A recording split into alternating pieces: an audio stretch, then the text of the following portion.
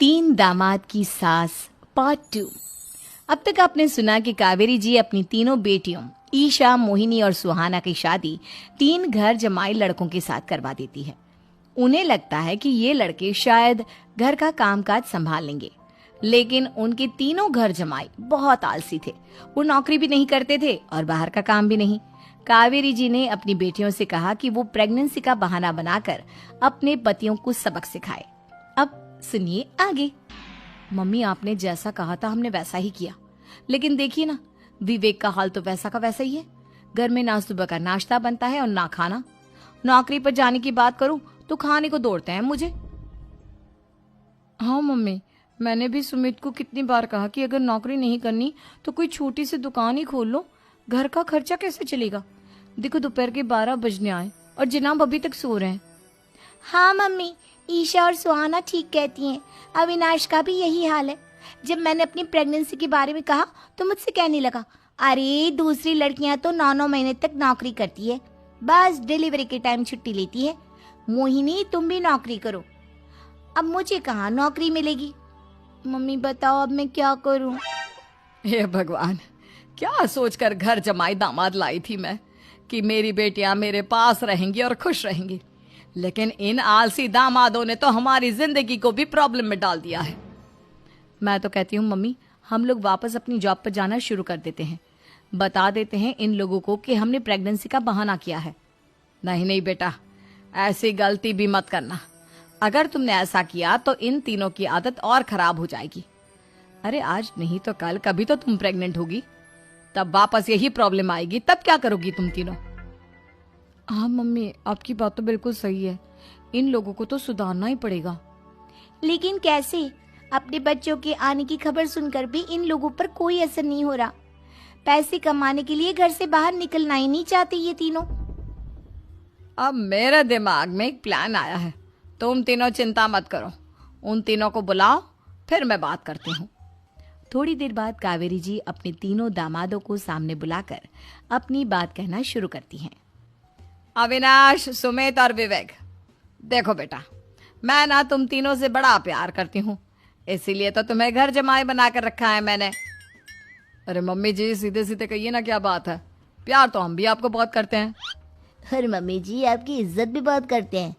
अरे भाई, आपके जैसी सास और कमाने वाली बीवी सबको मिलती है क्या? हाँ मम्मी, विवेक और सुमित ठीक कह रहे हैं।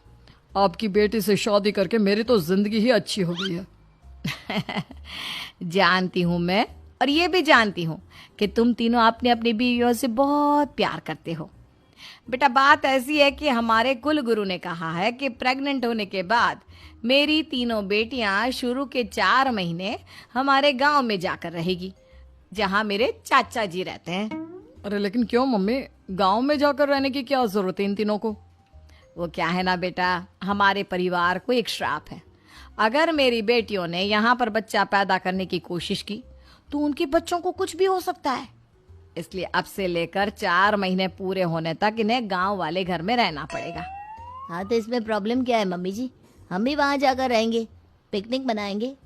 अरे भाई, बीवी जहाँ हम भी वहाँ। हाँ यार, आइडिया तो बहुत अच्छा है।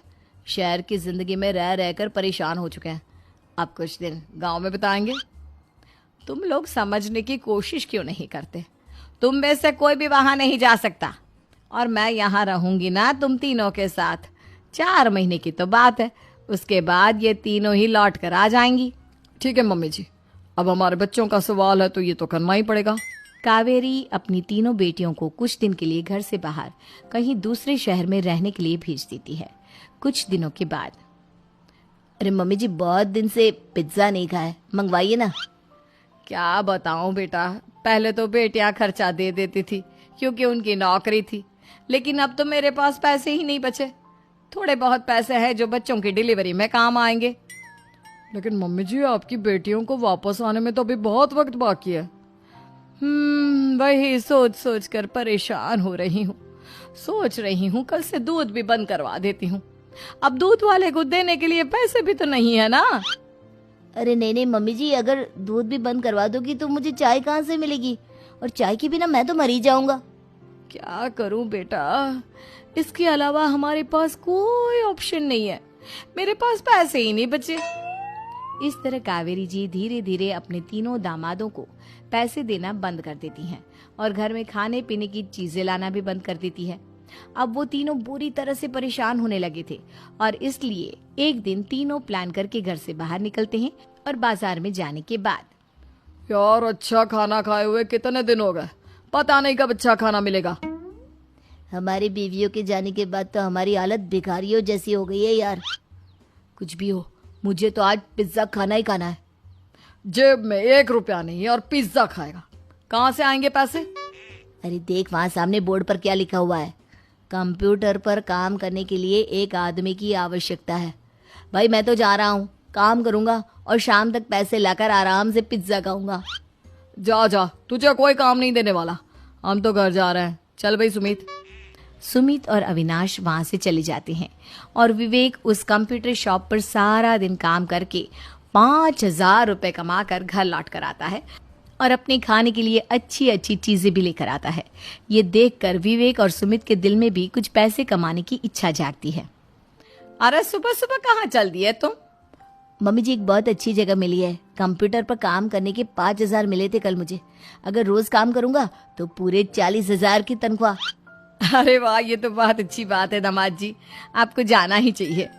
सुमित और अविनाश विवेक को इस तरह तरक्की करते देखकर परेशान हो जाते हैं और वो दोनों भी काम की तलाश में निकल पड़ते हैं। धीरे धीरे उन दोनों को भी काम मिल जाता है। अब कावेरी के तीनों दामाद छोटी मोटी नौकरी करके अच्छा पैसा कमाने लगे थे। एक दिन कावेरी उन्हें अपने पास बुलाती है। अरे वाह, विवेक 40,000 कमा लेता है, अविनाश 60,000 और सुमित तुम भी 40,000 के आसपास कमा ही लेते हो। कुल मिलाकर तुम अच्छे खासे पैसे कमा रहे हो बेटा। हाँ मम्मी जी, बहुत मजा आता है जब महीने के एंड में मोटी रकम हाथ में आती है। पूछिए मत मम्मी जी, घर में रहकर रोटी बना बनाकर और तो जैसा महसूस होने लगा था मुझे तो। हाँ बेटा, तुम तीनों की बात तो बिल्कुल ठीक है और जानते हो अब तुम तीनों की पत्नियां भी वापस लौट कर आने वाली है। लेकिन मम्मी जी अभी तो उन्हें गए सिर्फ 2 महीने हुए हैं, आपने तो कहा था वो 4 महीने के बाद लौट कर आएंगी। ऐसा कुछ नहीं है बेटा, मैं सिर्फ तुम तीनों को सबक सिखाना चाहती थी कि आदमी घर में बैठकर बीवी की कमाई खाता हुआ अच्छा नहीं लगता। इस दुनिया में हर इंसान को मेहनत करनी चाहिए, काम करना चाहिए, चाहे वो औरत हो या आदमी, ताकि अपने परिवार को संभाल सके। कावेरी की बात सुनकर उन तीनों को अपनी गलती का एहसास होता है और कावेरी उन्हें सच बता देती है कि ईशा, सुहाना और मोहिनी शहर में ही कहीं दूसरी जगह रह रहे थे। शाम के वक्त उन तीनों की पत्नियां लौट कर आ जाती है और कावेरी जी का परिवार एक खुशहाल परिवार की तरह रहने लगता है।